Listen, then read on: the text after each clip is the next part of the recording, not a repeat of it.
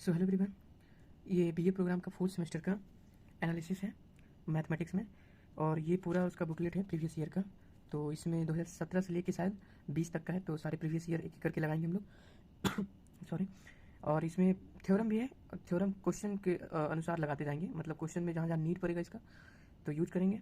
और बाकी जो स्पेशल थ्योरम प्रूफ करने वाला पूछा है उसको भी रहने देंगे, एक वीडियो बनाएंगे, मतलब पूरा पूरा उसमें सिर्फ थ्योरम को ही प्रूव करने का उसको देखेंगे। लेकिन सबसे पहले ये इसमें जो अच्छे अच्छे क्वेश्चन है वो देख लेते हैं, क्योंकि वो क्वेश्चन काफ़ी टाइम रिपीटेड हुआ है, रिपीट होते रहा हमेशा।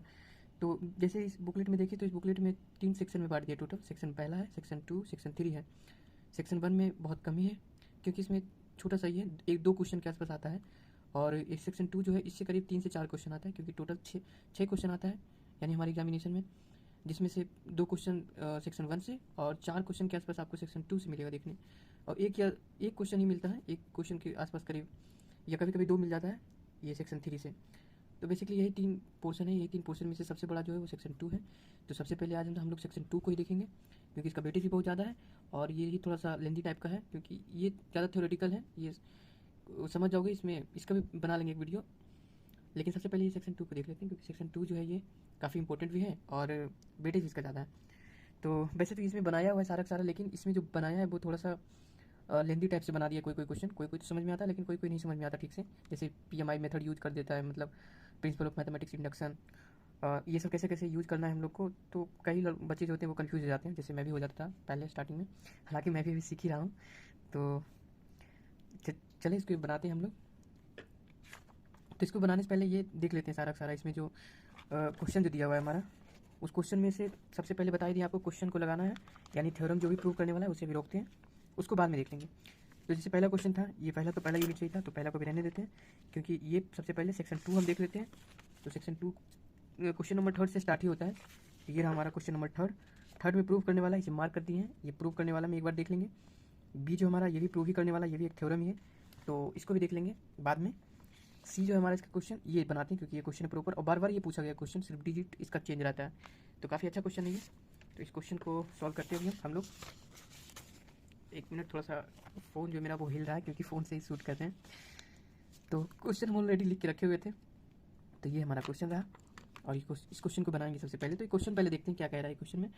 इसमें कह रहा है कि शो करना है कि ये जो सीक्वेंस हमारा दिया हुआ है ये सीक्वेंस बॉन्डेड है। फिर दूसरा पूछा है कि ये मोनोटोनिक है, यानी इंक्रीजिंग या डिक्रीजिंग जो भी है वो बताना है। उसके बाद लास्ट जो हमारा पूछा है उसका limit n tending to infinity पे इसका क्या वैल्यू आएगा वो बताना है। तो इसको देखते हैं कैसे कैसे बनाना होता है। बहुत अच्छा क्वेश्चन है ये, और ये बार बार आपको मिलेगा, मतलब क्वेश्चन पूछा गया है हर एक ईयर, एक नया क्वेश्चन तो पूछा ही गया है, बस सिर्फ डिजिट चेंजेस रहता है इसका। तो इसको बनाते हैं ऐसे कि पहले देखते हैं सीक्वेंस जो हमारा दिया हुआ है उसको, कि पहला जो इसका टर्म दिया हुआ है वो 1 है। अगर दूसरा टर्म निकालते हैं तो वो क्या आएगा, तो n इक्वल्स टू 1 रखते हैं, तो दूसरा टर्म हमारा निकलेगा यानी n प्लस 1। यहाँ पे भी 1, क्योंकि n बराबर 1 रखें। तो ये क्या बना, n2 बन गया, तो यही n2 ही है। और ये √2 a1 बनेगा, क्योंकि n इक्वल्स टू 1 रख रहे हैं, तो ये टर्म आया हमारा। तो a2 हमारा आ गया √2 a1, और a1 क्या है, 1 है, ये दिया हुआ ही था हमें। तो क्या निकल के आ गया, a2 बराबर हमारा निकल के आ गया √2। उसी तरह से अब n की जगह 2 रखेंगे, तो n की जगह पर यहाँ 2 रखेंगे तो क्या हो जाएगा, ये 2 और प्लस 1 3 बन जाएगा, और यहाँ पर तो 2 ही हो जाएगा। तो a3 का वैल्यू क्या बनेगा हमारा, √2 a2 बनेगा। a2 बराबर हमारा कितना है, √2 है, तो डाल देंगे √2 और a2 की जगह फिर से √2, तो ये हो गया हमारा।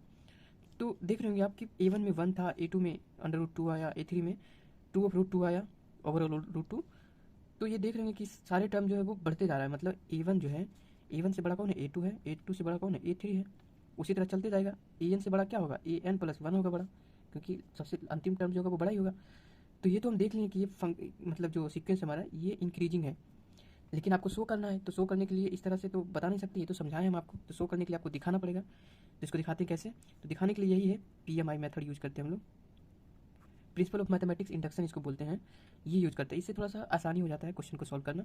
इसमें क्या करना होता है कि हमें पता है कि ये फंक्शन इंक्रीजिंग है, तो मान लेना होता है हम लोग को, ट्रू मान लेना होता है क्या, कि an greater than an plus 1 for true, ये मान लिए हैं।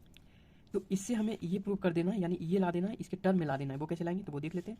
यहाँ पे क्या है कि an में √2 है, तो यहाँ पर क्या करेंगे हम लोग, पहले 2 से दोनों तरफ मल्टीप्लाई करेंगे, तो बोथ साइड मल्टीप्लाई करेंगे 2, तो यहाँ 2an greater than 2an plus 1 हो जाएगा। ये क्यों किया 2, क्योंकि इसको देखते हुए हमें इस टर्म को बनाना है, इस टर्म को बनाने के लिए ऐसा कर रहे हैं। अब क्या करेंगे कि दोनों साइड अंडर रूट ले लेंगे, तो 2, क्योंकि यहाँ पे रूट है तो रूट ले लेंगे, अंडर √2 और ग्रेटर देन यहाँ पे भी हो जाएगा √2an+1। ये हो गया हमारा। तो PMI मेथड यही तो कहता है कि मतलब प्रूव कर देना होता है, इसे दिखा देना होता है कि टर्म जो है अगला टर्म वो उसके पहले वाले टर्म से बड़ा है, यानी हम लोग देख ही रहे थे यहाँ पे। तो बस यही था प्रूव करना, और ये प्रूव कर दिए कि ये टर्म जो है वो n+1 बड़ा है इससे। तो ये इससे हम क्या कह सकते हैं कि सीक्वेंस इज बॉन्डेड, बोल ही सकते हैं सीक्वेंस, सॉरी सीक्वेंस बॉन्डेड नहीं बोल सकते, यहाँ पे मिस्टेक हो गया। यहाँ पे ये बोल सकते हैं कि ये इंक्रीजिंग है। यहाँ इंक्रीजिंग देखें ना हम लोग कि ये सीक्वेंस जो है वो हर एक टर्म बढ़ते जा रहा है, यानी इसके पहले वाला टर्म से अगला टर्म बड़ा है, इससे अगला और बड़ा होगा। वही यहाँ पे भी देखिए कि सीक्वेंस बढ़ते जा रहा है। तो यहाँ पर क्या लिखेंगे, sequence is increasing, monotonically increasing, increasing. Statement wise और बड़ा करके भी लिख सकते हो, लेकिन ठीक है समझने के क्रम में इस तरह इतना चलेगा। तो ये हम सीक्वेंस को प्रूव कर दें कि मोनोटोनिक इंक्रीजिंग है। अब हमें शो करना है कि ये बाउंडेड है कि नहीं है। तो ये कंडीशन से लेके चलते हैं हम लोग, ये कंडीशन से लेके चलते हैं, यानी an ग्रेटर दैन, इसको यहाँ पर इसे मान भी सकते हैं कि ये इक्वेशन 1 था, यहाँ पर लिख सकते हैं। लिखने से ये होगा कि थोड़ा एग्जामिनर जो होता है, चेक करने वाले, उनको पता लगता है कि हाँ किस तरह से ये सॉल्व किया है फ्रॉम इक्वेशन 1 से। तो ये क्या है कि पहला इक्वेशन जो हमारा बनाया था उसको ले लेते हैं, क्योंकि हमें शो करना है बाउंडेड शो करना है इसलिए। तो n+1 ये ले लिए, इक्वेशन 1 जो हम बनाए थे वो ये ले लिए, और ये ट्रू भी है तो इसलिए कि ये ले सकते हैं। अब क्या करना है कि an को तो रखो, an+1 बराबर हमारा क्या दिया हुआ है, यहाँ पे an+1 का वैल्यू √2na दिया हुआ है।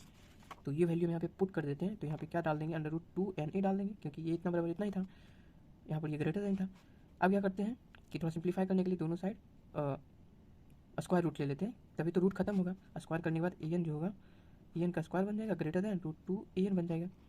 अभी इस an को इधर ले जाओ या फिर इसको इधर ले आओ, यानी an square minus 2an greater than 0। अब ये क्या हो गया, an कॉमन ले लिए तो an -2 बच गया, और ग्रेटर देन 0, तो an ग्रेटर देन 0 ये रिजेक्ट हो गया, क्योंकि ये फुलफिल नहीं कर रहा है उस कंडीशन को, रिजेक्ट। क्योंकि पहला हमारा देखिए पहला टर्म जो आ रहा है, पहला टर्म ही है 1, तो ये रिजेक्ट ही हो जाएगा। ये तो कह रहा है नेगेटिव वैल्यू, नेगेटिव को लेना नहीं है, तो ये हम ले सकते हैं, यानी an -2 ग्रेटर देन 0, यानी an ग्रेटर देन 2, ये हमारा आ गया है। यानी सीक्वेंस क्या है, सीक्वेंस बॉन्डेड है, क्योंकि ये अपर लिमिट हुआ, यानी इससे ऊपर जा ही नहीं सकता। ये हमारा क्या हो गया, अपर बाउंड बोल सकते हैं इसे, अपर बाउंड बोल सकते हैं इसे। तो 2 जो हो गया वो अपर बाउंड है, और इसका जो लोअर बाउंड है वो लोअर बाउंड कौन हो गया, 1 हो गया, क्योंकि स्टार्टिंग में ही देखिए कि पहले a1 = 1 दिया हुआ है। तो इससे छोटा क्या ही हो सकता है, इससे छोटा कुछ हो ही नहीं सकता, क्योंकि इसके अंदर जो भी डालते जाएंगे a1 के बाद a2 देखेंगे बढ़ रहा है, a3 देखेंगे और बढ़ रहा है, तो बढ़ते ही चला जाएगा, छोटा नहीं आएगा। तो छोटा सबसे ये 1 ही है, तो ये 1 जो इसका है वो लोअर लिमिट हो गया, सॉरी लोअर लिमिट बोल रहे, लोअर बाउंड हो गया, और अपर बाउंड जो हो गया वो 2 हो गया। तो लोअर 1 अपर 2 हो गया, तो यानी ओवरऑल ये क्या कहलाएगा, ये कहलाएगा बाउंडेड। क्योंकि बाउंडेड में हम लोग जानते हैं क्या होना चाहिए, अपर भी होना चाहिए, अपर बाउंड भी होना चाहिए, और लोअर बाउंड भी होना चाहिए। अगर दोनों है तो वो बाउंडेड कहलाएगा। तो इसके साथ में एक थ्योरम भी ये है, तो थ्योरम भी हो गया, समझ लो कि दोनों होना चाहिए बाउंडेड के लिए, अगर बाउंडेड है तो ये हमारा प्रूफ हो गया। स्टेटमेंट वाइज लिख सकते हो आराम से इसे, लेकिन प्रूफ करने का जो मेन तरीका है वो यही है। अब लास्ट हमारा देखते हैं क्या, ये पेज थोड़ा भर गया तो इधर देख लेते हैं हम लोग, वो क्या है, limit an tending to infinity बराबर निकालना था हमें, ये क्या आएगा, जबकि हमें क्या दिया हुआ है, an+1 बराबर दिया हुआ है √2a1 दिया हुआ है, यानी an का वैल्यू नहीं दिया हुआ है, an+1 का वैल्यू हमें इतना दिया हुआ है। तो यहाँ पर एक कॉन्सेप्ट है, वो कॉन्सेप्ट देख लेते हैं। वो कॉन्सेप्ट क्या कहता है कि अगर limit an+1 n tending to infinity पर अगर वैल्यू डालते हैं इसमें, और अगर वो यल आता है, मतलब कुछ भी आता है, तो वही value limit an tending to infinity पर भी l ही आएगा।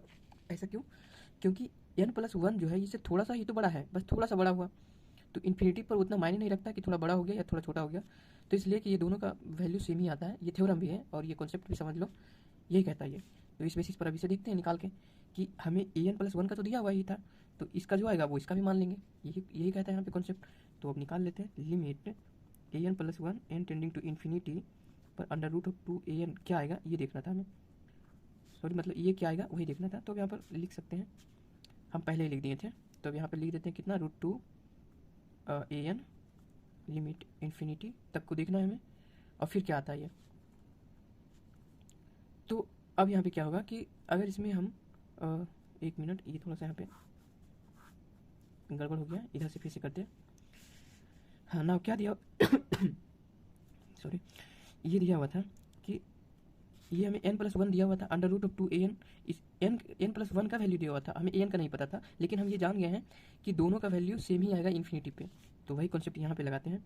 तो क्या करते हैं कि लिमिट an प्लस 1